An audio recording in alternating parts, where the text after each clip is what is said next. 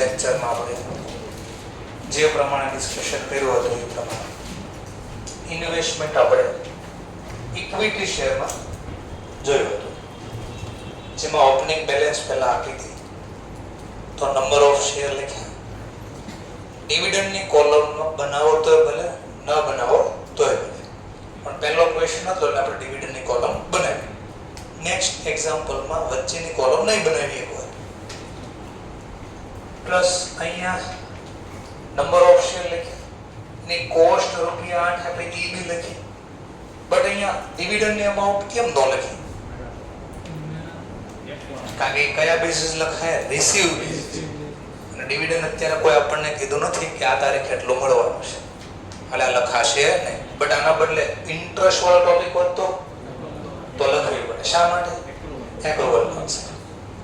15 જાન્યુઆરી again ખરીદી કરી તો આ વર્કિંગ નોટ બનાવી, પરચેઝ એકાઉન્ટ એસેટ આવે તો ઉધાર, ઇન્વેસ્ટમેન્ટ આવે તો ઉધાર, 1000 અને 11 ની પ્રાઇસ. અગેન ડિવિડન્ડ રેકોર્ડ થશે નહીં. ત્યાર પછી આપણે ખાસ આ ટોપિક જોયો હતો. 28 ફેબ્રુઆરીના રોજ ડિવિડન્ડ ડિક્લેર કર્યો કંપની દ્વારા. શું ડિક્લેર થયું? ડિવિડન્ડ. 28 ફેબ્રુઆરી 20% લેખે, પણ કાઉન્સમાં ચોખવટ કરી આ ડિવિડન્ડ ભલે 28 ફેબ્રુઆરી ડિક્લેર થયું, બટ આ કયા સમય માટેનો ડિક્લેર થયો? તો કે છે જે આપણો યર ક્લોઝ થાય છે 31 ડિસેમ્બર 2009 ના વર્ષમાં, એટલે પ્રીવિયસ યર નો ડિક્લેર થયો. ડિક્લેર થયો કરન્ટ યર, પણ જે આ ડિવિડન્ડ ડિક્લેર થયું એ આ વર્ષનું નથી, ગયા વર્ષનું છે. ચલો એક એટલે બી ખબર પડી. પણ તકલીફ શું થાય? 28 ફેબ્રુઆરીએ મારી પાસે તો બે શેર હતા, એક ગયા વર્ષ વાળા શેર પ્રીવિયસ યર વાળા, અને કરન્ટ યર માં પરચેઝ કર્યું એ બી છે. તો બે શેર છે આપણી પાસે. આગળ બેસવું બરાબર, પાછળ ન બેસવું. આગળ બેસવું શું પ્રોબ્લેમ છે? ડિસ્ટન્સ બહુ આગળ પડી જાય, મારે જોર જોરથી બોલવું પડે. ઓકે, તો 1000 શેર એ બી હતા અને 4000 પ્રીવિયસ યર વાળા બી છે. તો કોના ઉપર ડિવિડન્ડ આપે? તો સિમ્પલ, જે તારીખે ડિવિડન્ડ ડિક્લેર થયું ત્યારે એક ડેટ આપે જેનું નામ છે બુક ક્લોઝર ડેટ. આ તારીખે જેટલા બી આપણી પાસે શેર પડ્યા છે એ બધા ઉપર ડિવિડન્ડ મળે. બોલો, બુક ક્લોઝર ડેટ કઈ છે? તો 28 ફેબ્રુઆરીએ મારી પાસે જેટલા બી શેર પડ્યા હતા આ બધા ઉપર ડિવિડન્ડ મળ્યું. તો એની ગણતરી કરી આપણે અને ડિવિડન્ડ કઈ વેલ્યુ ઉપર મળે? હા, તો ફેસ વેલ્યુ પ્રમાણે 40000 ના 20% અને 10000 ના 20%. પણ મળ્યું ટોટલ ડિવિડન્ડ 10000, બટ એને રેકોર્ડ ક્યાં કરવો? તો સિમ્પલ, જો આપણે એક્વાયર કર્યા એના પહેલાના સમયનો આ ડિવિડન્ડ હોય, એક્વાયર એટલે ખરીદતા, તો જેમ કે આ જો તો ક્યારે ખરીદા? 1000 છે ક્યારે ખરીદા? પણ આ ડિવિડન્ડ ડિક્લેર થયું કયા વર્ષમાં? ક્યારે ડિક્લેર થયું એમને? કયા સમયનો, કયા વર્ષ માટે ડિક્લેર થયું? તો બોલો, આ ખરીદા એ પહેલાના સમયનો છે કે પછીના સમયનો? ખરીદ તારીખ હારે કમ્પેર કરવાનો. તો ખરીદ તારીખ આ છે અને સમય છે 31 ડિસેમ્બર 2009. તો ખરીદા પહેલાના સમય. આ પહેલાના ઇંગ્લિશમાં શું બોલાય? Pre acquisition. તો પ્રી એક્વિઝિશન ઉપર જે ડિવિડન્ડ મળે એ આપણે જમા તો કરશું, પણ આવક તરીકે નહીં, આપણી કોસ્ટ કોલમમાં ઘટાડો કરશે. શું કામ કોસ્ટમાં ઘટાડો કર્યો? ક્વેશ્ચન થાય. બીકોઝ ઓફ મેં ખરીદા ત્યારે એટલું પેમેન્ટ આપ્યું હતું. હવે કંપની ડિવિડન્ડ આપે છે 2009 ના લોકોને, પણ પ્રાઇસ તો અત્યારે ઘટે છે. તો હું કહીશ ને કંપનીને, ભાઈ કે તમે આ લોકોને ડિવિડન્ડ આપો એનો વાંધો નથી, પણ અત્યારે મારા આ શેરની પ્રાઇસ શા માટે ડાઉન કરો છો? તો કંપની કે અચ્છા, તારો શેરની પ્રાઇસમાં ઘટાડો થવાનો દુઃખ છે. હા, તો કંપની કે આટલા રૂપિયા તું જે ભાવ ઘટ્યો એટલા રૂપિયા ડિવિડન્ડ તો બી લઈ લે. તો મારી પડતર ઘટશે. શું ઘટશે? પડતર. કોસ્ટ ને કઈ બેલેન્સ હોય? ડેબિટ. એમાં ઘટાડો કરવો હોય તો ક્રેડિટ, એટલે ક્રેડિટ સાઈડ લઈશું. મારી પડતર ઘટાડા, કારણ કે મેં કંપનીને એટલા રૂપિયા આપ્યા હતા અથવા પબ્લિકને આપ્યા હતા, બદલામાં મને એટલા પાછા મળી ગયા. તો પાછા મળી જાય તો કોસ્ટ જ ન કહેવાય, એટલે ઘટાડો કર્યો. પણ આ તો મારા પહેલ આપણે જે એક્વાયર કર્યા ઈ તારીખ એપ્રોક્સ કોઈ પણ ધારેલી. આ ઓપનિંગ છે એનો મતલબ 2009 માં ગમે ત્યારે ખરીદાવો, કોઈ પણ ધારેલી. માની લો 1 જુલાઈ 2009 ત્યારે ખરીદા, 1 જુલાઈ 2009. ડિવિડન્ડ ક્યારે ડિક્લેર કર્યું, કયા સમય માટે? 31. તો બોલો મેં એક્વાયર કર્યા પછી ડિક્લેર થયો છે? હા. તને પોસ્ટ એક્વિઝિશન બોલાય. શું બોલાય? પોસ્ટ. અને પોસ્ટ એક્વિઝિશન ડિવિડન્ડ રિયલ મારી આવક કહેવાય. અને લખાય આવક ખાતે જમા અને ડિવિડન્ડ કોલમમાં જમા કર્યું. તો પ્રીવિયસ લેક્ચરમાં આટલું આપણે શીખ્યા હતા. હવે આપણે આગળ વધીએ પાછું. ચલો ધ્યાન આપતા એક ઘટના ઓર બની. શું ઘટના બની જરા ચેક કરો. Investment in equity share.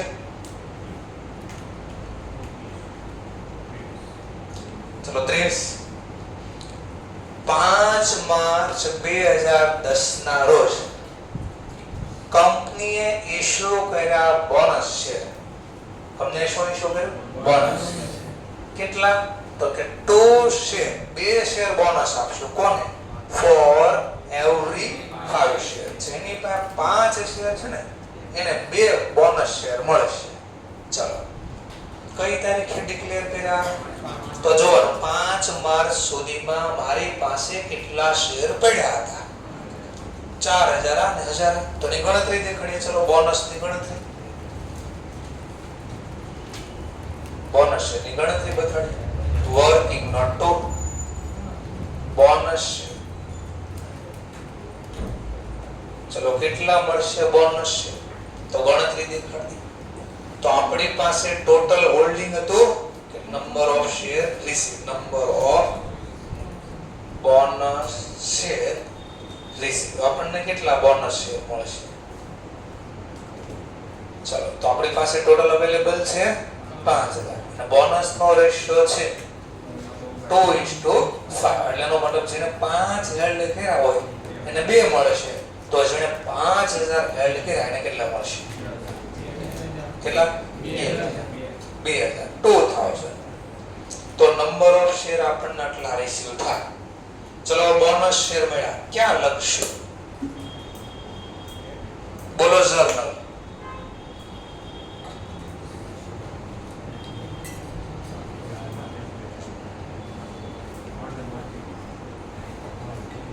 બોલો બોનસ શેર મળ્યા. શેર આવે તો ઉધાર, બોલો જમા.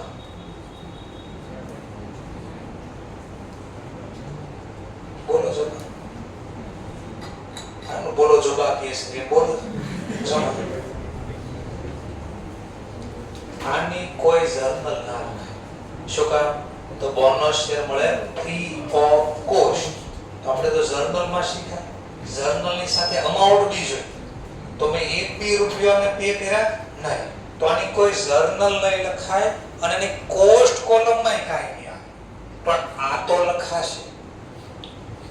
ફ્રીમાં છે, અમાઉન્ટ નથી પે કરી પણ ક્વોન્ટિટી તો મળી ને, તો એટલી મારી ક્વોન્ટિટીમાં વધારો થશે.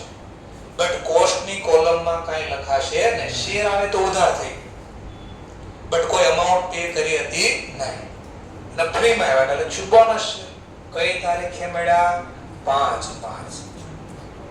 તો bonus issue, bonus share issue. શેનો ટોપિક હતો એ મેન્શન કર્યો અહીંયા.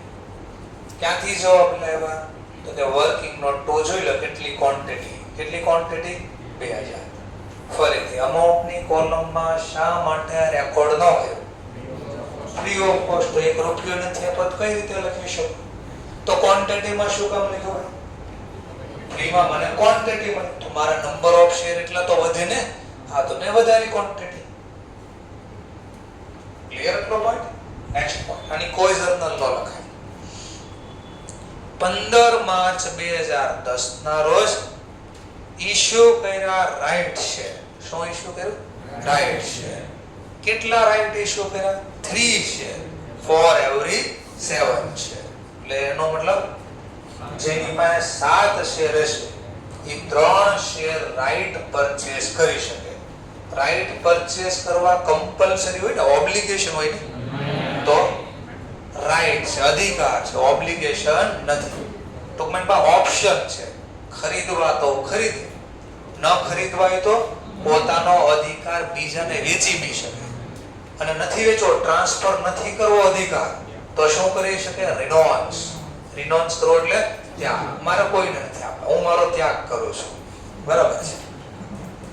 તો હવે પાછો ક્વેશ્ચન, પહેલા તો ગણવું પડશે કેટલા નંબર ઓફ શેર તમે ખરીદવાનો અધિકાર કર્યો, પછી એમાંથી કેટલા ખરીદવા નથી ખરીદવા એ પછીનો ટોપિક. જેમ કે કીધું એપ્લાય આઉટ છે પેલા @5 એટલે કે જો તમારે આ શેર ખરીદવા હોય તો પર શેર કંપનીને કેટલા પે કરવા પડશે? 5 રૂપિયા. તો પછી આ હું લખ્યું છે રેડ કલરથી, વેલ્યુ ઓફ રાઈટ. એનો મતલબ આપણો રાઈટ બીજાને ટ્રાન્સફર કરશો તો મફતમાં નહીં આપી, વેલ્યુ અમાઉન્ટ માંગશો. જો આપણે અધિકાર બીજા કોઈને આપવા માંગતા હોય તો કેટલા રૂપિયામાં આપી શકવી બીજાને અધિકાર? 4. તો 4 રૂપિયા મળશે. અને નથી ખરીદવા કે નથી ટ્રાન્સફર કરવા તો ત્રીજું જતું કરવું. તો આમાંથી એવું કીધું છે એપ્લાય ફોર 1000 શેર એટલે 1000 શેર સબસ્ક્રાઇબ કર્યા અને આપણે ખરીદ્યા. એપ્લાય કરવું એટલે સબસ્ક્રાઇબ કરવું, પરચેસ કરવું. તો 1000 શેર ખરીદા કંપની પાસેથી, એને રાઈટ સોલ્ડ કરી નાખ્યા એટલે આપણો અધિકાર બીજાને વેચી દીધો, ટ્રાન્સફર કરી દીધો. કેટલા શેરનો? 2000. તો બાકી કઈ વધ્યા છે? તમને કેમ ખબર નહીં? તો ગણતરી કરવી પડશે વર્કિંગ નોટ. સીધું તો ચાલશે ને એક્ઝામ. તો પહેલા નંબર ઓફ રાઈટ શેર કેટલા રિસીવ થાય? Number of right receive. Sir આશા માટે ને આપ્યો છે તો એનો રીઝન ઘણીવાર એવો આવશે કે 40% સબસ્ક્રાઇબ કર્યા, 60% રિનોન્સ કર્યા. બોલો હવે કેટલા? તો 40% લેખે કેટલા ખરીદાય કેમ ખબર પડે? આટલા ગણતરી કરવી પડે. તો ઘણીવાર ટકાવારી આપશે આના બદલે કે 1000 સબસ્ક્રાઇબ ના બદલે કે છે 40% સબસ્ક્રાઇબ કર્યા, 60% રિનોન્સ કર્યા અથવા સોલ્ડ કરી દીધા, જે કે તો આપણે આ વર્કિંગ નોટ પહેલા બનાવીએ. ચલો ટોટલ કેટલા મને રિસીવ થાય રાઈટ? તો બોલો કેટલા હેલ્ડ કર્યા છે જરા ચેક કરો. 15 માર્ચ સુધીમાં મારા પાસે કેટલા? 4 + 1 5. આને ગણવાના? એક્ઝામમાં ડાઉટ થાય ગણવાના કે નહીં? તો સિમ્પલ. આને કે આપણે મફત આપવા પૈસા લઈને તો બોનસ ને બી ધ્યાનમાં લેવાના છે. અને આવું તમને મેં ઇમ્પોર્ટન્સ નોટમાં લખી દીધું હતું કે બોનસ શેર ઇઝ ટેકન એટલે ધ્યાનમાં લેવાનું ઇન અ કેલ્ક્યુલેશન, ગણતરીમાં, વાઇડ એટલે જ્યારે ઇશ્યુડ રાઈટ શેર. પણ મેં કીધું સ્ટુડન્ટ અને અધૂરો સમજે છે ને. આ શું શીખવાડ્યું હતું? રાઈટ બારા પડે એ પહેલા બોનસ તો હોવા જોઈએ ને. માન લો અહીંયા બોનસ ની ડેટ સમજવા પડે. બોનસ ની ડેટ 15 માર્ચ હોત, 5 માર્ચ ની બદલે સમજવા મળે 30 એપ્રિલ હોત તો કેમ નો?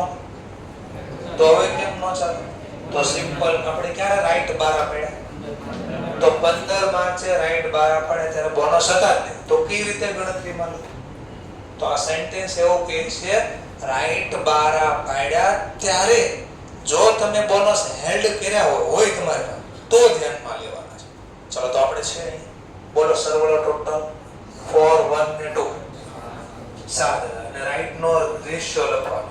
તો રાઈટ શેર નો રેશિયો છે આપણી પાસે 3:7 એટલે 3/7.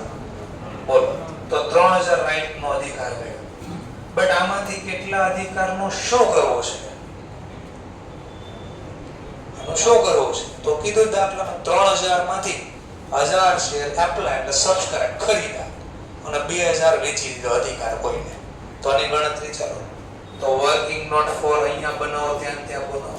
ખરીદાય રાઈટ સબસ્ક્રાઇબ કરે, રાઈટ શેર સબસ્ક્રાઇબ લખી શકો. સબસ્ક્રાઇબ નથી કરો તો એપ્લાય, અને એપ્લાય નથી લખવું તો પરચેસ, જે વર્ડ્સ યુઝ કરો. ચલો કેટલા એપ્લાય કરે એની ગણતરી કરવી પડશે.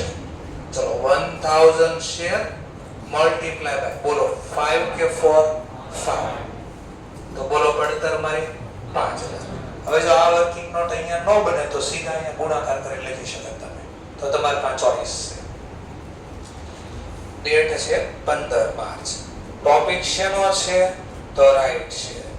તો રાઈટ શેર, સબસ્ક્રાઇબ લખો, પરચેઝ લખો, એક્વાયર લખો, જે લખો. ક્યાંથી જવાબ લાવ્યા? તો વર્કિંગ નોટ 3 4 જે આવી. અલગથી વર્કિંગ નોટ ન બને તો અહીંયા જ લખી દો બધું. ચલો, ક્વોન્ટિટીની કોલમમાં ક્વોન્ટિટી. ડિવિડન્ડ તો ક્યારે આવશે? કેટલામાં ખરીદો એક શેર?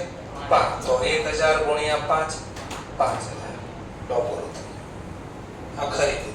હવે વેચો એનું શું? વેચો એનું શું? અધિકાર વેચો એનું શું? તો એની લખવાની ગણતરી વર્કિંગ નોટ 4 છે 3. ચલો, working note 5th. Right sold કર્યા થર્ડ પાર્ટીને ટ્રાન્સફર કર્યા એનું શું? Right sold. સોલ્ડ નહીં લખ્યું, ઘણી વાર લખ્યું છે ટ્રાન્સફર. રાઈટ સોલ્ડ અથવા ટ્રાન્સફર ટુ અધર. આનું શું? કેટલા વેચા? 2000. કેટલા રૂપિયામાં? તો કીધું વેલ્યુ ઓફ રાઈટ 4. બોલો 2000 ગુણ્યા 4 તો 8000 રૂપિયાનું શું કરવાનું? તો બે ઓપ્શન બોલું છું. જો તમે આ કોલમ બનાવી છે ઇન્કમ, તો જો બે ભેગો લખવાનું તો ખાલી ડિવિડન્ડ નહીં લખવાનું, તો ઇન્કમ વર્ડ્સ યુઝ કરવાનો. શું? ડિવિડન્ડ આપણે શું છે? અને આ રાઈટ વેચા, ખરીદા તો નોટ, પણ થર્ડ પાર્ટીને વેચી દીધા, તો આપણે બધી ઇન્કમ કહેવાય. તો તમે ને ઇન્કમની કોલમ એ લખીશું તો ત્યાં મેન્શન કરો. એમ નથી કરવું તો એક કાઉન્સમાં લખી દે 8000 ડાયરેક્ટલી ટ્રાન્સફર કરી દીધા ઇન્ટુ પીએનએલ અકાઉન્ટ અથવા સ્ટેટમેન્ટ. પ્રોફિટ એન્ડ લોસ ખાતામાં સીધા જમા કરી દીધા છે. Directly transfer into P&L. Transfer ન બોલવું હોય તો ક્રેડિટ અને આવક તરીકે જમા લખી દીધા છે. આવો વર્ડ્સ યુઝ કરવાનો.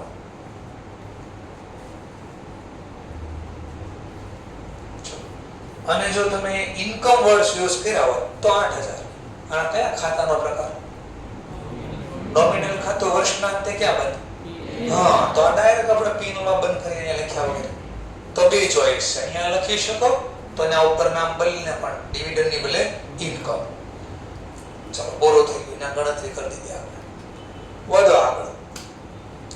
30 જૂનના રોજ 3000 શેર સોલ્ડ 12 રૂપિયાના ભાવે. ચલો, વેચોની જર્નલ મનમાં બોલો પહેલા.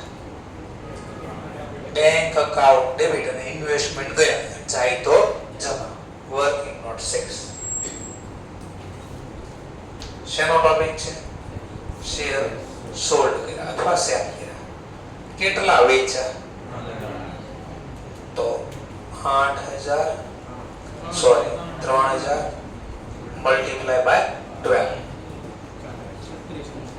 તો 36000 વેચી નાખ્યા. આ વર્કિંગ નોટ અહીંયા બનાવી શકો અથવા ઉપર બનાવી દો, કોઈ પ્રોબ્લેમ નથી.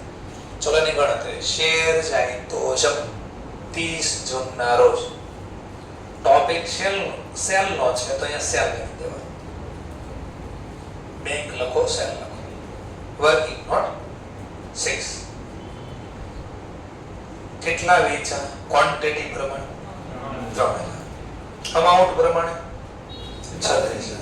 હવે વેચ્યું એનો પ્રોબ્લેમ નથી, પ્રોફિટ લોસ ગોતવો પડશે. ચલો, પ્રોફિટ લોસ એક્ઝામમાં તમને બે માંથી છે કે FIFO કે અથવા વેઇટેડ એવરેજ. કાઈ કીધું ન હોય તો વેઇટેડ એવરેજ. પણ અહીંયા માની લો બે પ્રમાણે એકવાર શીખી લઈએ. ચલો, પ્રોફિટ લોસ ડિસાઈડ કરીએ. Working note 7. પ્રોફિટ અથવા લોસ ઓન સેલ. ચલો, સેલ વેલ્યુ તો ગોતી લીધી આપણે ઉપર. સેલ વેલ્યુ વર્કિંગ નોટ 6 માં લખી આપણે 36000. હવે કોસ્ટ ગોતવાની છે તો હું પહેલા ક્વેશ્ચન લખો છો વેઇટેડ પ્રમાણે. કયા પ્રમાણે? વેઇટેડ. ચલો, તો COGS એટલે કોસ્ટ ઓફ ગુડ્સ સોલ્ડ અથવા કોસ્ટ વેલ્યુ, કોસ્ટ અમાઉન્ટ. આ વેચીની પડતર ઘટેલી. તો વેઇટેડ પ્રમાણે આપણે શું કરવાનું છે? જે તારીખે વેચી ત્યાં સુધીનો ક્વોન્ટિટીનો સરવાળો અને જે તારીખે આપણે ક્વોન્ટિટી આ વેચ્યું એ તારીખની અમાઉન્ટનો સરવાળો. એટલે ટોટલ મળશે. ચલો ટોટલ કેટલા ખરીદા? 4000, 1000. હવે આ ગણો કે નો ગણો? એવરેજમાં બધું આ તારીખે ગમે એ પડ્યા હોય, બોનસ ના હોય, રાઈટ ના હોય, ઓપનિંગ હોય કે પરચેસ, બધા લેવાના. બોલો સરવાળો 8000. તો મેં 8000 લખ્યા. હવે 8000 ની પડતર કેટલી ટોટલ? પહેલા તો આ બધનો સરવાળો 32000, 11000, 5000. કેટલો સરવાળો બોલો? 48000. 48000. ચલો પણ આ 48000 તો કેટલાનો? 8000. આપણે 8000 વેચે કેટલા વેચા? 3. તો 3000 ની પડતર કટલી તો ખોટું પડશે. આ ખાસ યાદ રાખવાનું છે. માઈનસ 48000 માં આ 11000 ના તમે જો રૂપિયા ઘટાડ્યા હતા, કોસ્ટ મજૂરા એટલે બેલેન્સિંગ એટલે કે તો બેલેન્સિંગ કરી દેવાનું. તો આ કોસ્ટ માંથી આ પ્રી એક્વિઝિશન ડિવિડન્ડ લેસ કરવાનો. કેટલા રૂપિયા છે? 2000.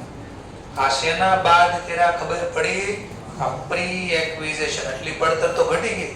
11000 માંથી 1000 તો 2000 તો પાછા આવ્યા. તો શેના લેસ કર્યા? Pre acquisition cost. Pre acquisition dividend. આ લેસ કરવાનો. હવે એનો ચોકડી ગુણાકાર કરીને બોલો.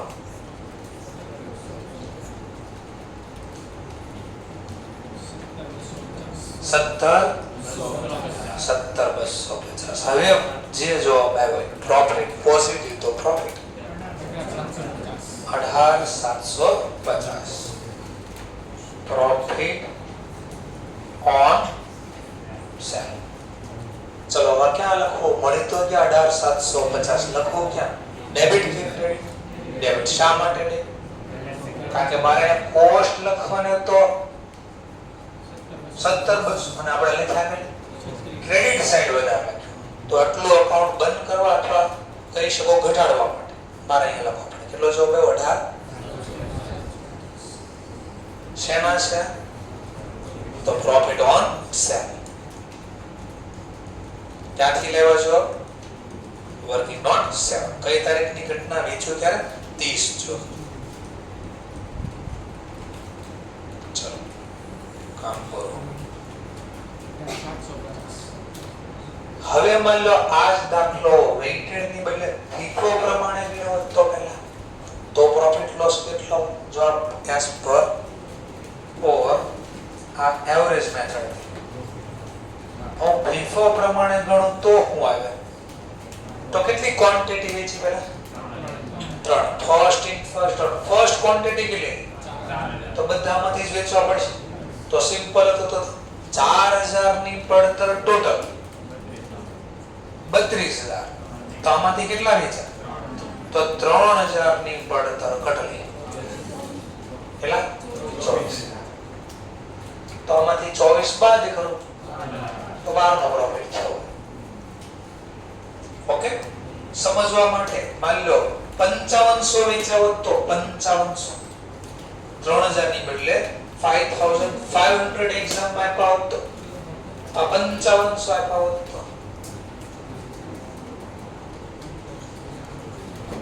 તો કોસ્ટ કેટલી લાગે?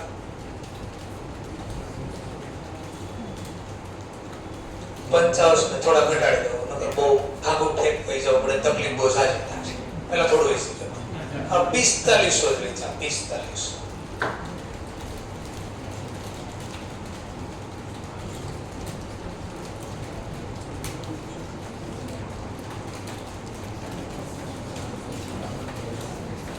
કોસ્ટ કેટલી આવશે? 37500. 36500. કોઈને અલગ આન્સર આવે? 36500 સિવાય 36500.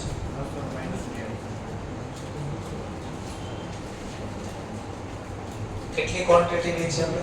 20. FIFO પ્રમાણે ફર્સ્ટ ઇન ફર્સ્ટ આઉટ. તો આપણે 4000 હતા તો બધા વેચે છે. તો એક તો 4000 ની પડતર ઓટોમેટિક મળી ગઈ. કેટલી? 32. પછી કેટલા વેચવાના બાકી? 500. તો પછી આ ઇન થયા હતા તો પછી આઉટ થાય. 1000 ની પડતર કેટલી? તો આમાંથી તો આપણે 500 વેચ્યા, બધા થોડી વેચ્યા. તો 500 ની પડતર કેટલી? 1000 ની પડતર 11000. આમાંથી 500 જ ઘટે ને 4500 વેચવામાં, 4000 તો અહીંયાથી લીધા, તો 500 બેટા. બોલો 500 ની પડતર આમાં કેટલી? 5500. કરો સરવાળો તો 37500 જવાબ આવી ગયો. નહીં કેમ નહીં? તો આનું પ્રી એક્વિઝિશન ડિવિડન્ડ બી છે ને, આ તો કોસ્ટ માંથી લેસ કરવો જ પડે. તો 11000 ની બદલે કેટલા કાઉન્ટ કરવાના? 9000. 1000 ની પડતર 9000, તો 500 ની પડતર કેટલી? કેટલી? 4000. હવે આ બેનો સરવાળો તો 36500 આવ્યા. સમજાઈ ગયો માં? અને જો 5500 વેચાવ તો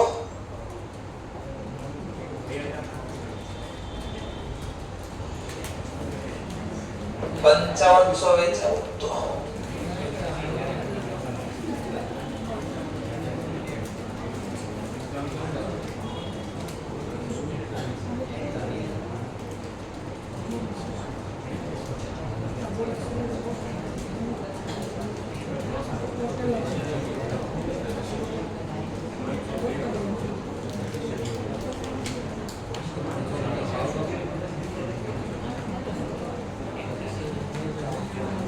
બુકમાં નથી, આપણે તો એટલો ડિટેલમાં લઈ ગયા.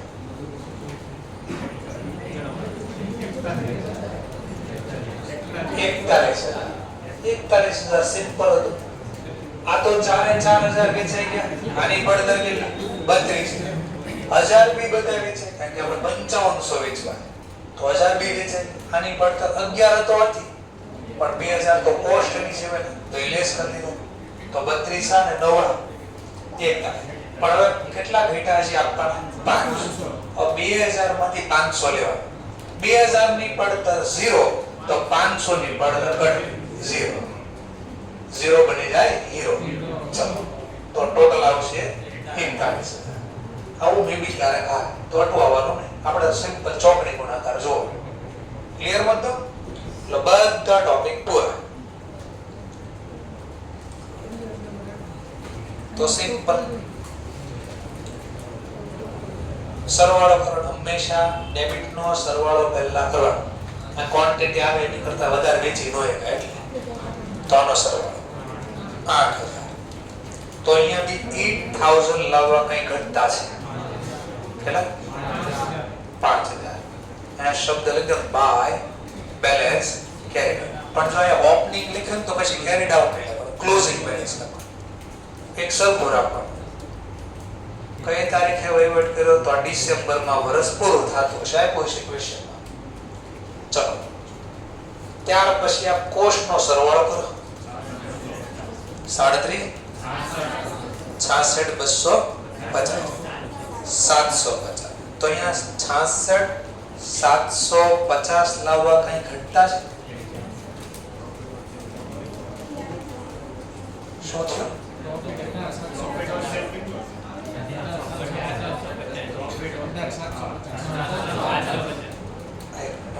મિસ્ટેક છે ને? 18750. ને મિસ્ટેક છે લખવા સુધાર. 18750. હવે સરવાળો ઈ બરાબર છે. હવે સરસ. એમાંથી લેસ કરી નાખો. 28750. ઓકે, લો આની બેલેન્સિંગ આપી દો. કેટલું ડિવિડન્ડ મળવાનો બાકી? 2 મહિનાનો, 3 મહિનાનો? નહીં, તો આમાં એક્રુઅલ બેસિસ નથી, દડેસ સિમ્પલ બોલ. હવે આટલો ક્વેશ્ચન હતો, આ પૂરો થયો. હવે આગળ હું આવશે એ વિચાર. આગળ 2 ટોપિક ઇન્ક્લુડ થાય. એક તો ટેક્સ ને લગતા ટોપિક, બ્રોકરેજ બોલો ટેક્સ, ખરીદી સાથેના ખર્ચ. એક ઈ ટોપિક આવશે. બીજો કયો ટોપિક આવી શકે? તો કરન્ટ ઇન્વેસ્ટમેન્ટ કઈ વેલ્યુ લખાય? Cost or fair value whichever is. તો છેલ્લે એમ કે અહીંયા દાખલામાં પૂછ કે એન્ડ ઓફ ધ યર, વર્ષના અંતે અથવા ડિસેમ્બરના રોજ, મતલબ સમજવા માટે કહો કે આ શેરની વેલ્યુ હતી માર્કેટ પ્રાઇસ 7 રૂપિયા. તો આનો ગુણાકાર કરો. 5000 ગુણ્યા 7 35000. અને કોસ્ટ તો એનો નીચે લખ્યા હતા આપણે, as per is 30 cost or fair value whichever is lower should be considered. In this case, આ કેસમાં કોણ ઓછા છે? કોસ્ટ. તો કોસ્ટ વેલ્યુ કન્સિડર. બટ અહીંયા 3 રૂપિયા આપ્યા હોત તો પછી મારે 15 લખવા પડે. અને જો 15 લખો તો સરવાળો મેચ ન થાય. તો અહીંયા વર્ડ્સ લખતા રાઈટ. તો એ ટોપિક તો આવશે. તો આટલું પહેલા સમજાઈ ગયું શું કરવાનું છે શું નહીં. તો આ ડેમો આપ્યો કે આવી ક્યાંક ગણતરી આવશે. આમાં કેટલી વસ્તુ આવી ગઈ? જૂના હોય, નવા ખરીદા, બોનસ આવી ગયા, ડિવિડન્ડ આવી ગયું, રાઈટ શેર આવી ગયા, પ્રોફિટ લોસ ગોતવાની ગણતરી આવી. હવે આગળ ધીમે ધીમે આમાં એડ થતા જશે 2-3 પોઈન્ટ. અને ચેપ્ટર પૂરો થઈ જશે. ઓકે, ચલો. જેને QR કોડ માંથી બોર્ડ ઉપરથી લખો ફટફટ ત્યાંથી લખો. નકર તો હોશિયાર થશો. તો રિપીટ કરા ક્વેશ્ચન.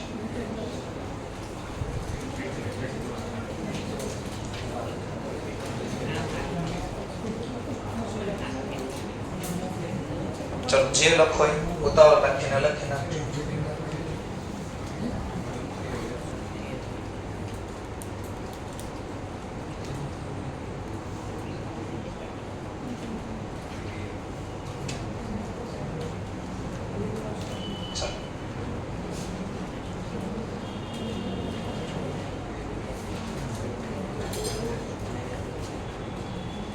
રિપીટ કરીએ પોઈન્ટ.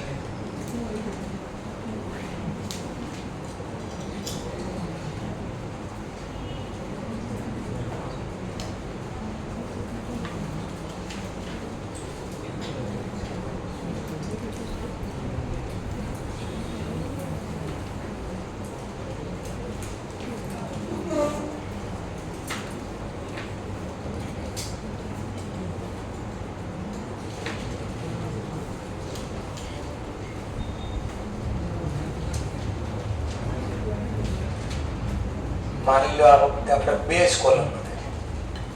એટલે ઇન્સ્ટ્રુમેન્ટ ક્વેશ્ચન સોલ્વ કરીએ ત્યારે તકલીફ ન પડે. ત્યાં 2 કોલમ હશે. નંબર ઓફ શેર 3 બનાવીએ તો વાંધો નથી. બરાબર. કોસ્ટ, ડેટ, પર્ટિક્યુલર અને અમાઉન્ટની 2 કોલમ. એક નંબર ઓફ શેર માટે રહેશે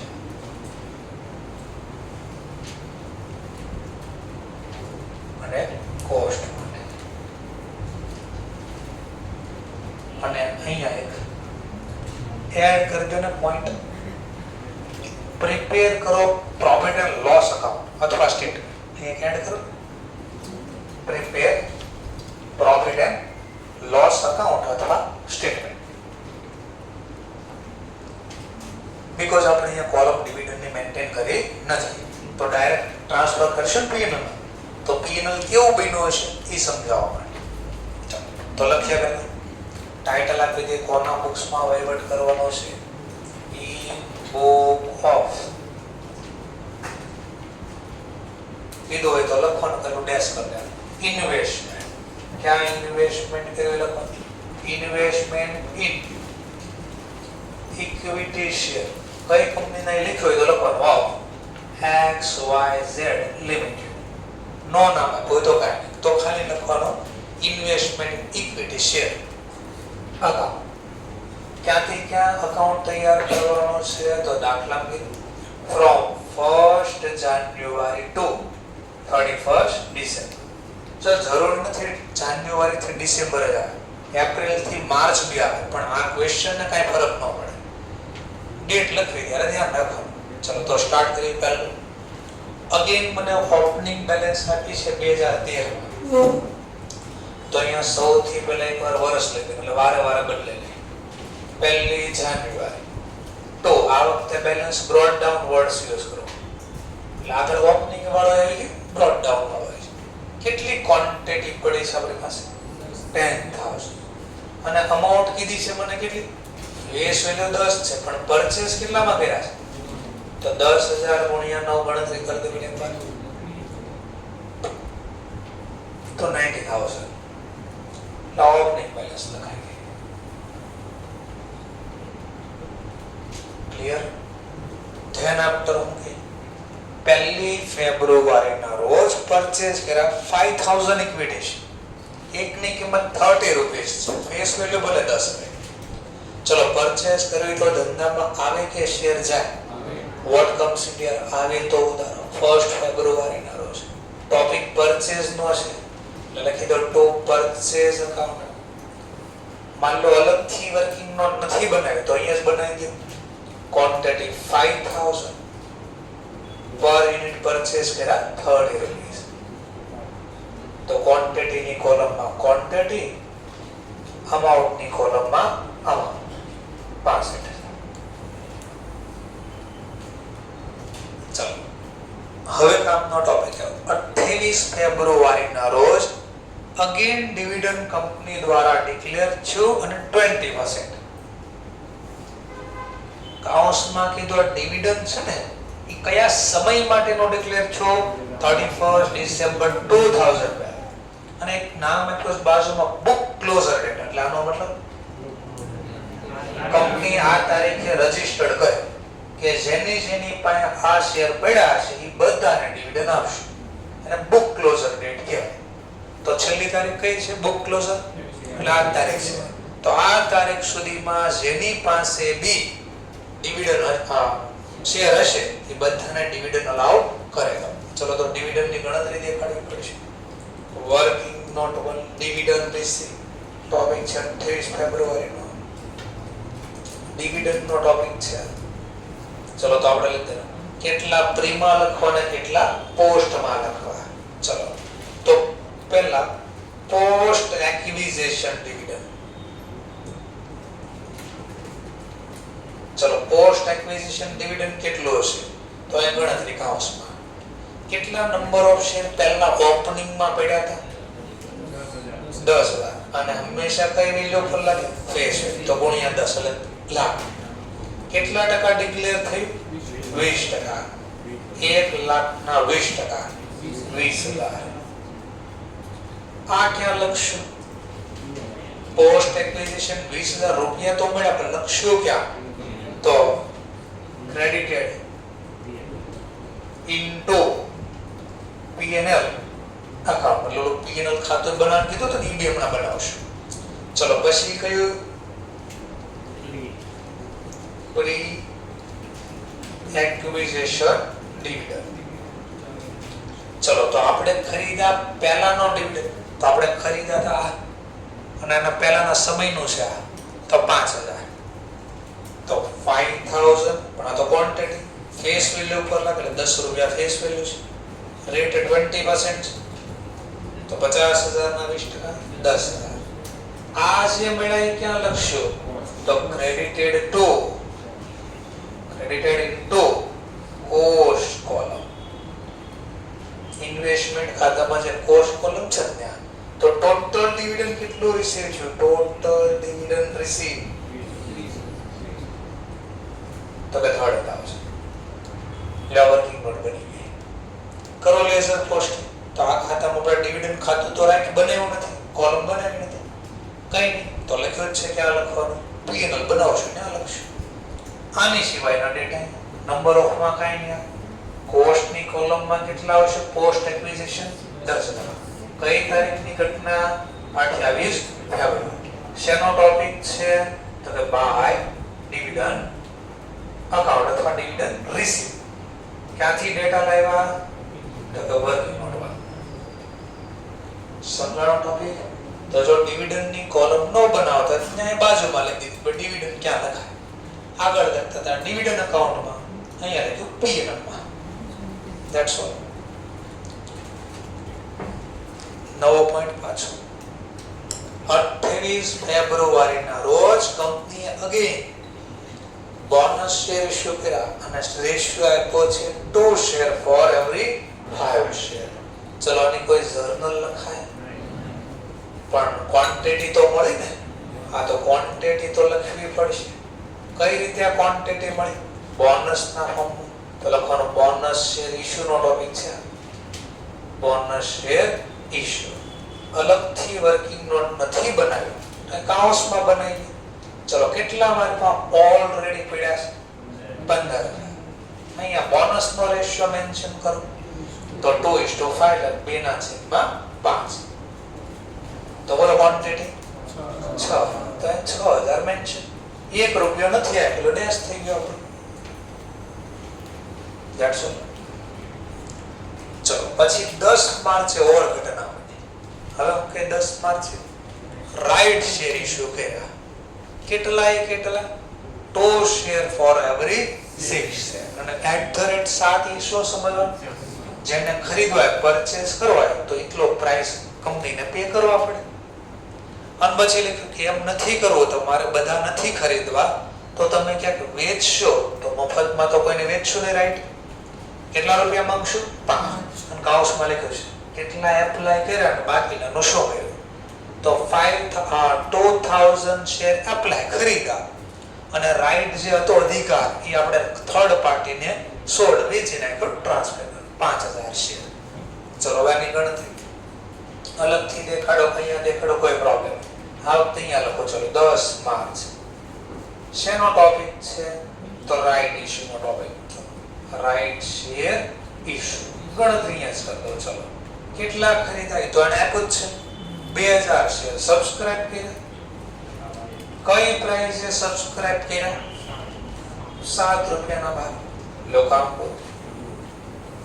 બટ જો મને ટકાવારી આપ્યો કે 40% સબસ્ક્રાઇબ કર્યા અને 50% સોલ્ડ કર્યા અને 10% રિનોન્સ કર્યા, તો પછી આમ સીધું ન ગણી શકાય, પહેલા ક્વોન્ટિટી ગોતવી પડે. એમાં ક્વોન્ટિટી આપેલી છે. ચલો તો 2000 શેર મલ્ટીપ્લાય બાય 7 14. હવે વેચાયનું શું? એની મારે વર્કિંગ નોટ કમ્પલસરી બનાવવી પડશે. વર્કિંગ નોટ તો રાઈટ સોલ્ડ કર્યા એનું શું? તો એની ગણતરી કેટલી ક્વોન્ટિટી રાઈટ ની સોલ્ડ કરી? 5000. પર યુનિટ કેટલામાં સોલ્ડ કરી શકાય? કીધું 5 રૂપિયાનો ભાવમાં સોલ્ડ થાય. બોલો 5000 ગુણ્યા 2 25000. આનું શું? 25 જવાબ તો મળ્યો, બટ આનું શું? તો લખવાનું હમણાં આગળ લખ્યું હતું ક્રેડિટેડ ડાયરેક્ટલી, ક્રેડિટેડ ઇન્ટુ અથવા transfer into profit and loss account અથવા સ્ટેટમેન્ટ. લખી દીધું કે 25000 મેં ક્યાં લખ્યા? તો એને સમજાવી દીધું, કારણ કે કોલમ બનાવી નથી આપણે. અને બનાવી હોત તોય છેલ્લે તો ઇન્કમ ક્યાં બંધ? પીએમ. તો આગળ જો ડિવિડન્ડ ખાતું બનાવ્યું તો આપણે પીએમ માં બંધ કર્યું તો બાકી તો હા ટ્રાન્સફર કર બાકી યુઝ કરી દો. સરવાળો 8000 ટોટલ. અહીંયા 8000 લાવવા કઈ ઘટ્યા? ડિવિડન્ડ પણ બંધ તો કરવું જ પડે ને પીએનએલ માં છે. 31 ડિસેમ્બર ના રોજ તો પીએનએલ અકાઉન્ટ આ ડિવિડન્ડ છે ને આતા તો એકાઉન્ટમાં લખો, લખી શકાય ડિવિડન્ડ ટ્રાન્સફર. આ નોમિનલ ખાતું જ છે. તો કોલમ નહોતી અહીંયા, તો અહીંયા આવું લખી દીધું ડાયરેક્ટલી ત્યાં ટ્રાન્સફર કર્યા છે. ચલો આ બી પોઈન્ટ પૂરો થઈ ગયો. ધેન આફ્ટર 31 ઓગસ્ટે 6500 શેર સોલ્ડ કર્યા 13 રૂપિયાના 6500. ચલો વેચવી તો ધંધામાં આવે કે જાય? 31 August by sale account. Topic sale નો છે, અલગથી વર્કિંગ નોટ નથી બનાવી, અહીંયા જ બનાવી દઉં. 6500 પર યુનિટ વેચ્યા કેટલામાં? 13. બોલો 6500 ગુણ્યા 13 84. બટ પ્રોફિટ લોસ ની તો વર્કિંગ નોટ બનાવવી જ પડશે. ચલો અહીંયા બનાવી દે પ્રોફિટ લોસ ની working note. Working note 3 profit અથવા લોસ ઓન સેલ. ચલો સેલ વેલ્યુ તો ગોતી હમણાં જ આપણે 84,500. કોસ્ટ એવરેજ પ્રમાણે પહેલા ગણો છો, એવરેજ પ્રમાણે માઈનસ કોસ્ટ વેલ્યુ અથવા amount.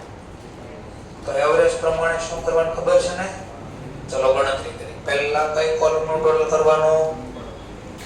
Debit side number of share આનો સરવાળો કરી દો પહેલા કેટલા 23000 તો લેખા પેલા 23000 પણ આપણે બધા થોડી વેચ્યા આપણે કેટલા વેચ્યા 6500 તો પેલાની અમાઉન્ટ ગોતવી પડે તો અમાઉન્ટ નો સરવાળો કોસ્ટ નો સરવાળો આટલા પહેલા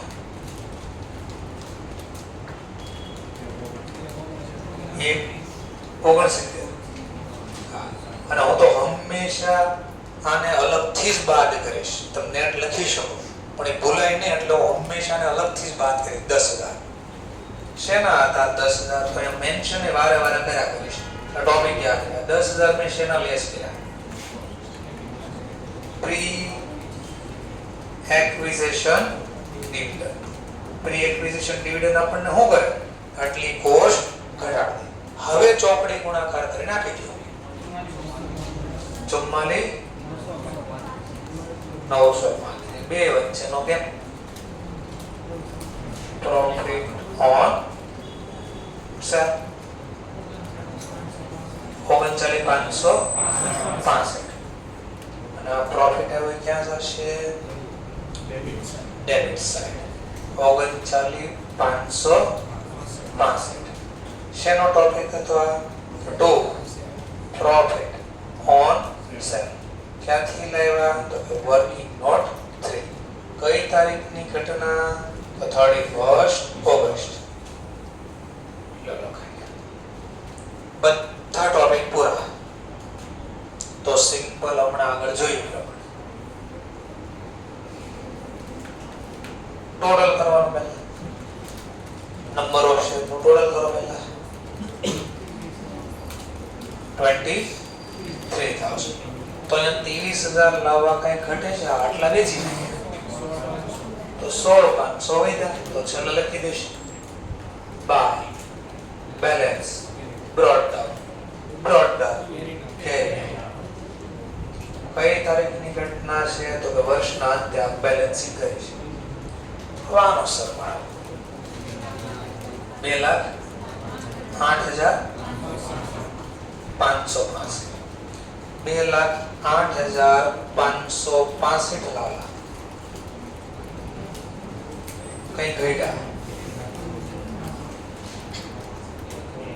1,14,065 બટ જો મને વર્ષના તેમ કીધું હોત કે માર્કેટ પ્રાઇસ આની 7 રૂપિયા છે તો હું સીધું આ નો લખી શકો કોઈ દિવસ તો નીચે અલગથી વર્કિંગ નોટ બનાવી પડે 16,500 ગુણ્યા 7 1,15,500 અને આ કેટલા છે 1,14,500 તો which ever is lower but જો ખાલી 6 રૂપિયા મને કહી દીધા હોત કે 6 તો પછી એવા કેસમાં મારી એના ફેર વેલ્યુ ઓછી આવે તો ફેર વેલ્યુ લખાય અને બે વચ્ચેનો ગેપ જે આવશે અહીંયા રાઈટ ઓફ લખવું પડે ઓકે પણ એ નથી તો આપણે નથી લખતા આપણું પૂરું થઈ ગયું ચલો મેં ખાતું કીધું અલગથી બનાવો તો પ્રોફિટ એન્ડ લોસ અકાઉન્ટ બનાવી દઈએ પીએનએલ અકાઉન્ટ ચલો કઈ કઈ આવક જે છે અહીંયા લખવાની તો એક તો પહેલી આવક મને છે ને એવી રાઈટ સોલ્ડ કરવાની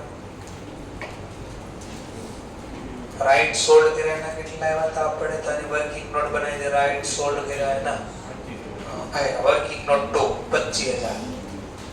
25,000 ક્યાંથી લાવ્યા તો કહેવાનું વર્કિંગ નોટ 2 જોઈ લો ભાઈ ચલો એક ઓર ડિવિડન્ડ ના બી આવ્યા છે બાય ડિવિડન્ડ અકાઉન્ટ આ ક્યાંથી લાવ્યા તો કે વર્કિંગ નોટ 1 જોઈ લો એમાં બી અમે લખ્યું હતું જો કે આ ક્યાં ટ્રાન્સફર થયો છે પીએનએલ માં તો 20,000 અને ઓર એક આવ્યા આ ખાતું બંધ કર્યું તો જો પ્રોફિટ ઓન સેલ તો જર્નલ લખી દી investment account debit to P&L આ નોમિનલ છે તો આ બી આવશે બાય પ્રોફિટ ઓન સેલ જે વેચવાના શેર એનો નફો બી આવ્યો છે 39,565 કામ પૂરું છેલ્લે બીજો એનપી નેટ પ્રોફિટ બીજા ખર્ચા નથી રહેતા તો કામ ટોટલ કરી દો ખાલી 89,565 84,565 તમારું કામ બોલો. તો 3 લખીને કે ડેટા અહીંયા લોસ હોત તો ડેબિટ બાજુ લખ્યો હોત P&L માં કે લોસ ઓન સેલ તો અહીંયા લખ્યો હોત. તો આવું ખાતું બી ક્યારેક બનાવવાનું કહી શકે તો આપણે બનાવી દીધો દાખલામાં. કન્ફર્મ થઈ ગયો? તો આવો ક્યાંક આપણે આવી શકીએ દાખલામાં. હવે અમારે ખાલી બ્રોકરેજ અને ટેક્સ નો ટોપિક બાકી રહ્યો. ઇન્સ્ટિટ્યૂટ બુકમાંથી સીધો સોલ્વ કરી આપણે. ઓકે, નાની નાની બે થિયરી છે એ બી જાણી લઈએ. ચલો તો જે લોકો લખતા છે એ લખે,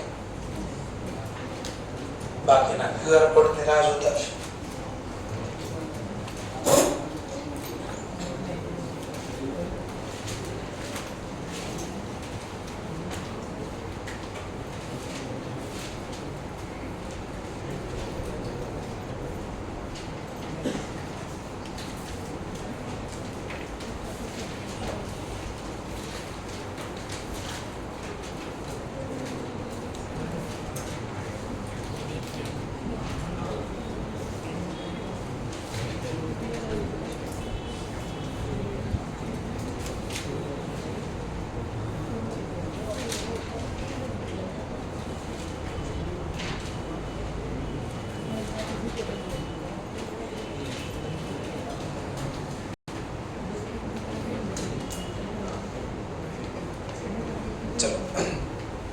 ઘણીવાર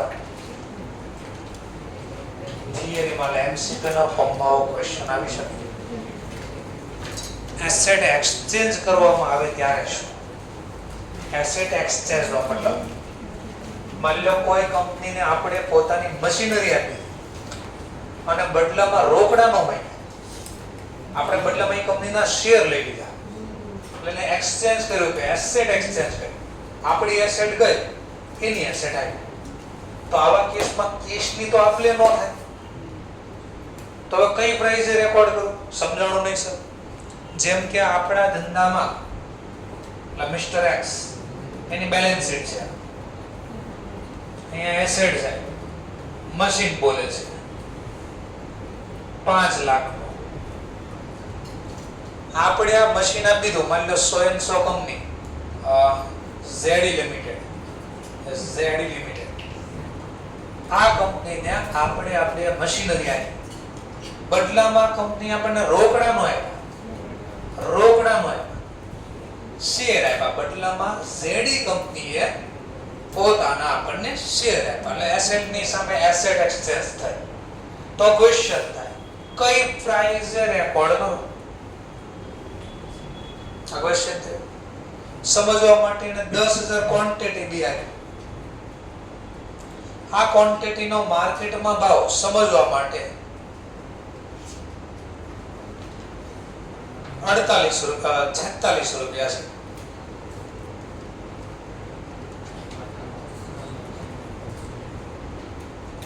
ગુણાકાર કરો 10,000 ગુણ્યા 46, 4 લાખ. આપણી મશીનરી તો 5 લાખ ની. પણ આવું ધ્યાન દીજો, આ મશીનરી જે ચોપડામાં લખાણી હોય આને તો કેરિંગ અમાઉન્ટ બોલે. માર્કેટમાં હું આપણે ચોપડામાં લખ્યા હોય ઈ ભાવ હતો. મશીન તો કઈ રીતે લખાયા છે? Foundation, historical cost minus field and depreciation. તો ઘસારો બાદ કરીને આપણા ચોપડા 5 લાખ આવે, પણ આમે વેચવા તો મે બી 5 લાખ નોય આવે, વધારે આવે, મે બી ઓછા બી આવે. તો ક્વેશ્ચન થાય કઈ અમાઉન્ટ લખો? આના તો કન્ફર્મ છે, આના આટલા આવે છે, પણ આપણા મશીનના કેટલા આવતા હશે? તો કઈ પ્રાઇસ આપણે એસેટ રેકોર્ડ કરવી? તો વધારે ભણવાનું આવશે ડિટેલમાં, AS 10 માં, અકાઉન્ટિંગ સ્ટાન્ડર્ડ 10. પણ અહીંયા છે તો ટેમ્પરરી બોલી દઉં છું. if investment acquiring exchange or part exchange for another asset, એટલે 100% આપણને સામે પેમેન્ટ મળે અથવા થોડા રોકડા મળે અને થોડા આપણે એક્સચેન્જ કરીએ. તો આવા કેસમાં કઈ વેલ્યુ આ એસેટ ઇન્વેસ્ટમેન્ટ આવે ઈ લખો. તો કે the acquisition cost of investment, એટલે જે શેર ખરીદા એની એક્વિઝિશન કોસ્ટ, ખરીદ કિંમત કેટલી ગણવી? તો કે is determined, નક્કી કરવામાં આવશે by reference to the fair value. ખાસ વર્ડ છે. કઈ પ્રાઇસ લખશો અને ફેર વેલ્યુ. ફેર વેલ્યુ એટલે માર્કેટ પ્રાઇસ. ધ્યાનથી બોલો, સાંભળો. આ તો કેરિંગ અમાઉન્ટ છે. આની માર્કેટ કિંમત છે 4,95,000. આની માર્કેટ પ્રાઇસ એટલે ફેર વેલ્યુ. આની ફેર વેલ્યુ આ છે. ચલો કોની ફેર વેલ્યુ લખો? ત્યાં તો પહેલા કીધું ફેર વેલ્યુ લખો. આ ફેર વેલ્યુ તો બે ની છે, તો કોની ફેર વેલ્યુ લખો? જો આમ હોત તો હમણાં આ એકની ફેર વેલ્યુ હોત તો હું એક લખી દઉં. આ મશીન ગયું અને સામે શેર આવ્યા 4,95 કામ પૂરું. તો આની જર્નલ કેમ લખેલી એ સ્ટેન્ડ માં આવશે. આ તો થિયરિકલ ટોપિક છે નહીં. ચલો, પણ માની લો આની ફેર વેલ્યુ ખબર હોય, આને નથી ખબર, તો આ એક લખી. જેની ફેર વેલ્યુ ખબર હોય એ લખાય. બટ બેની ફેર વેલ્યુ ખબર હોય તો આવા કેસમાં તમારે ચેક કરવા કોની ફેર વેલ્યુ મોર ક્લિયરલી એવિડન્સ આવો શબ્દ લખ્યો તો એ લખાય. પણ સર કાંઈ નો લખ્યો હોય તો ખાલી એટલું જ લખ્યું લો તો હંમેશા જે એસેટ આપણે ગીવ અપ કર્યું એટલે આપી દે જોવાની એની જે ફેર વેલ્યુ હોય એ આપણે આ શેર ખરીદા એની ફેર વેલ્યુ કન્સિડર કરવાની. સર સમજાવને ફરીથી બોલો. ચલો, એકની ફેર વેલ્યુ ખબર હોય તો ટેન્શન નથી. જેની ફેર વેલ્યુ ખબર છે એ લખો. જેમ કે ખાલી આનો ખબર છે તો શેર કેટલાનો લખી દે 4,95. પણ માની લો આ નથી ખબર, મશીનની ફેર વેલ્યુ નથી ખબર, શેરની ફેર વેલ્યુ ખબર છે, તો કઈ પ્રાઇસ લખી 4,60. તો એ કામ પૂરું થયું. બટ ક્વેશ્ચન જો બેયની ફેર વેલ્યુ ખબર હોય ત્યારે શું કરવું? તો આમાં પહેલો શબ્દ જોવાનો. ક્યાંય આવો તો નથી લખ્યો ને, મોર ક્લિયરલી એવિડન્સ આવો કઈ શબ્દ લખ્યો છે? હાની નીચે લખ્યો છે માની લો, તો પછી મારે આ કન્સિડર કરવાનું. આના બદલે જો અહીંયા લખ્યું હોત તો મોર ક્લિયરલી તો આ લખવાનું. પણ મેં કીધું બે માંથી કઈ શબ્દ નથી લખ્યો, આવો ક્લિયરલી શબ્દ જ નથી લખ્યો, તો લખ્યું તો માથાકૂટ નહોતું. તો હંમેશા તમારે એવા કેસમાં જે એસેટ ગીવ અપ કર્યું, શું કર્યું? ગીવ અપ, એની ફેર વેલ્યુ કન્સિડર થાય. આવો એ સ્ટેટમેન્ટ ડિટેલમાં આવશે. અહીંયા ખાલી આટલું કીધું ફેર વેલ્યુ ધ્યાનમાં લેજો. કોની? જે એસેટ ગીવ અપ થાય ને એની. અથવા ફેર વેલ્યુ ધ્યાનમાં લેજો કોની? જે ઇન્વેસ્ટમેન્ટ એક્વાયર કર્યું એટલે share. whichever is more clearly. તો આવું લખ્યું more clearly evidence તો એનો લેવાનું, અથવા લખ્યું એટલે બેમાંથી એક લેવાનું. પણ મેં તો ઓર સ્ટેપ આગળ વધાર્યું, બેમાંથી એક કઈ જગ્યાએ નથી લખ્યું more clearly evidence. તો હંમેશા આપણા ચોપડામાં જે ફેર વેલ્યુ હોય ને ઈ કન્સિડર કરી દેવાનું. આવો તમને એમસીક્યુ ના ફોર્મમાં આવી શકશે. અને એની જર્નલ કેમ લખાય, પ્રોફિટ લોસ કેમ ગોતાય ઈ એ સ્ટેન્ડ માં શીખશું ડિટેલ. ક્યાં શીખશું આપણે? એ સ્ટેન્ડ. અહીંયા ખાલી આટલું છે તો આપણે એટલી ખાલી ચર્ચા કરશું. તો હું યાદ રાખું આ શેર અહીંયા ચોપડામાં કયા ભાવે લખું? ફેર વેલ્યુ. પહેલા ખાલી હું બોલો ફેર. પછી જેની ખબર હોય ને, જો ગીવ અપ ની ખબર હોય તો ગીવ અપ, અથવા ગીવ અપ નથી ખબર એક્વાયર કરવા શેર એની ખબર છે તો એ લખો. પણ તકલીફ ક્યાં થાય? બેયને આપી છે તો બેયને આપી હોય તો ગીવ અપ. અને માની લો બેયને આપી છે અને નીચે લખ્યું છે અહીંયા મોર ક્લિયરલી એવિડન્સ તો અહીંયા લખ્યું છે મોર ક્લિયરલી તો આને લો. ઓકે, તો જ્યાં શબ્દ લખ્યો મોર ક્લિયરલી એવિડન્સ એ લઈ લો. નથી લખ્યું તો હંમેશા ગીવ અપ કરો એની ફેર વેલ્યુ લેવો. સાદી ભાષામાં લો. સમજાયું? ચલો થિયરિકલ. માન લો આપણે શેર ખરીદ્યા ત્યારે સમય બી જોઈએ છે, ટાઈમ બી જોઈએ. કેટલા સમય માટે ખરીદ્યા તો યાદ કરો તો લેસ ધેન 12 મંથ. તો ને કેવું ઇન્વેસ્ટમેન્ટ છે? શોર્ટ ટર્મ અથવા કરંટ જે બોલો. શોર્ટ ટર્મ કરંટ ઇન્વેસ્ટમેન્ટ કઈ પ્રાઇસ રેકોર્ડ થાય? Cost or fair value whichever is lower. But long term હોય તો 12 મહિના કરતા વધારે help cost to cost pay. પણ એમાં ક્યારેક લેસ બી થઈ શકે. જો ઘટાડો ડિક્લાઇન, ભાવમાં ઘટાડો આવે રોકાણમાં, કેવા નેચરમાં? પરમેનન્ટ. તો લખવા પરમેનન્ટ નો બોલવો હોય તો અધર ધેન ટેમ્પરરી. આવું ખબર પડી ગઈ પહેલા? આવું બોલે સાંભળજો. મેં પહેલા શેર ખરીદ્યા આ કંપનીના ઝેડી લિમિટેડના. મેં કીધું મારે તો 8 મહિના 10 મહિના વેચી દેવાના. બોલો કેવું ઇન્વેસ્ટમેન્ટ છે? ખરીદા ત્યારે યાદ છે ને ક્યારથી આ નક્કી કરવાનું? ખરીદ્યો ત્યારે. તો ખરીદ્યો તારીખથી મારે 10 મહિના વેચી દેવા છે.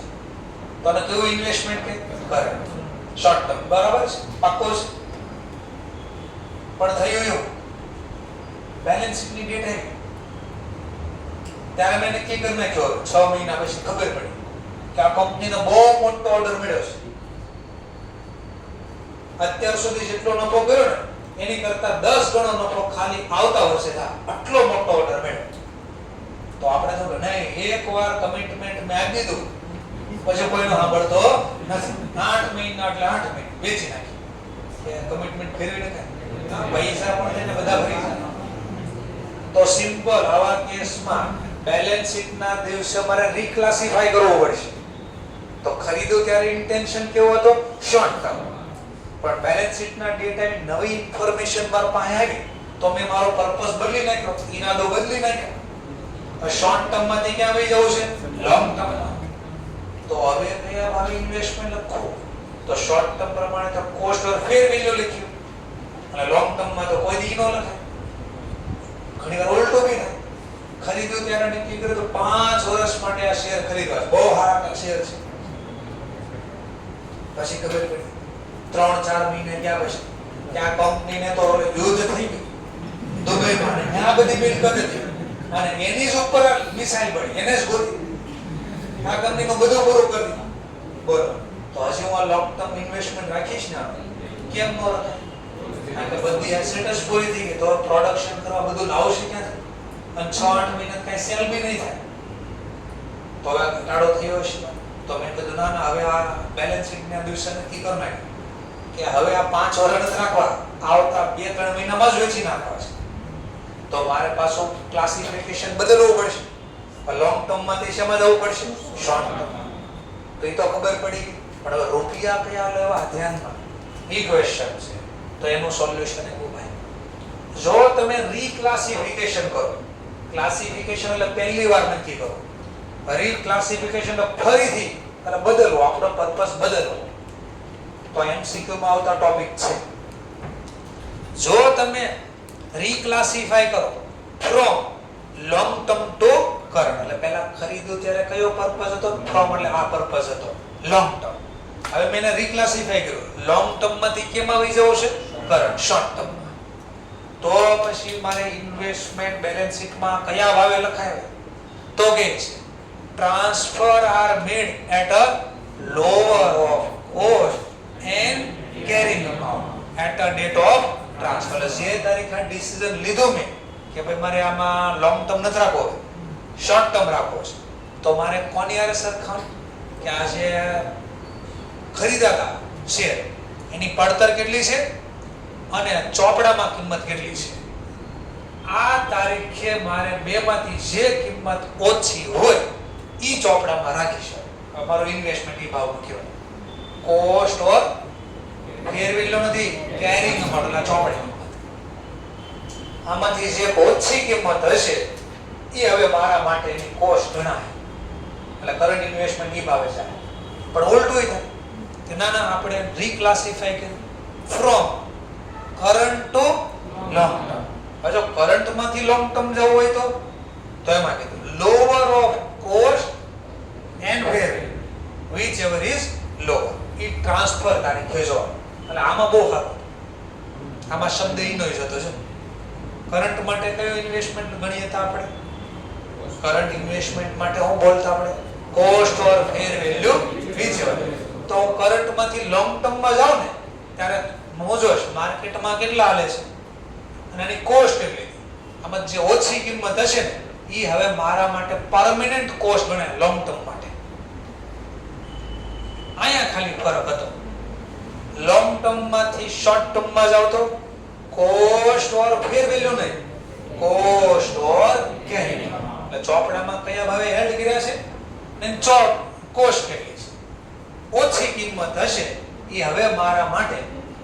ટર્મ ઇન્વેસ્ટમેન્ટની કોસ્ટ ગણાય. સમજાઈ ગયો? તો આ બી થિયરિકલ ટોપિક હતો, તો આ બી સમજાઈ દીધું મેં. અને જેટલો શીખા એના હમણાં બોલ્યો કે ચાર્ટના ફોર્મમાં આપ્યું છે કે કોનો ચાર્ટ? ચૈતાલી મેડમનો ચાર્ટ. કોનો ચાર્ટ? ચૈતાલી. લીધો જ કોઈથી ચૈતાલી મેડમનો ચાર્ટ? વેઇટિંગ આલે, વેઇટિંગ ચાટ ખાવા પર બહુ મોંઘો ચાટ આવે મેડમ.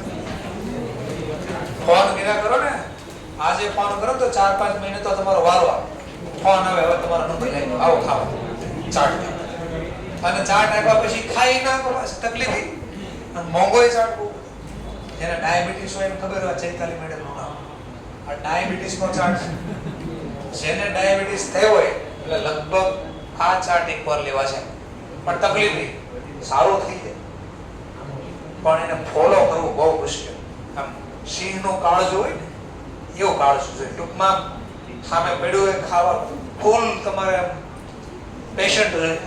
અને આપણા બાજુવાળા ફ્રેન્ડ તો ખબર જ કેવા જાણી જોઈને કાજુ કતરી લાવે, ગુલાબજાંબુ લાવે, બતાડે. ખબર છે આ ખાવા તો છે ને, તો શરીર નાખી પાસે બીજા જો આજે હું લાવવાનો છે ખવડાય જોઈ ખાઈ નહીં તો હું હવે આપણી શરીર પૂરી કરવા ઓલા હેરાન કરે, તોડા એનો વ્રત તોડા ટૂંકમાં એમ કહી શકાય. અને કોસ્ટ ઓફ ઇન્વેસ્ટમેન્ટ, કઈ વસ્તુ એડ થાય કઈ વસ્તુ એડ થાય નહીં. ચલો તો આપણે આ નેક્સ્ટ લેક્ચરમાં આ પોઈન્ટ હવે કાલે ઇન્સ્ટિટ્યૂટની બુકમાંથી ક્વેશ્ચન સોલ્વ કરશું. આ ચેપ્ટર આપણું પૂરું થયું એટલે બધા ક્વેશ્ચન બી સોલ્વ થઈ જશે. Thank you very much.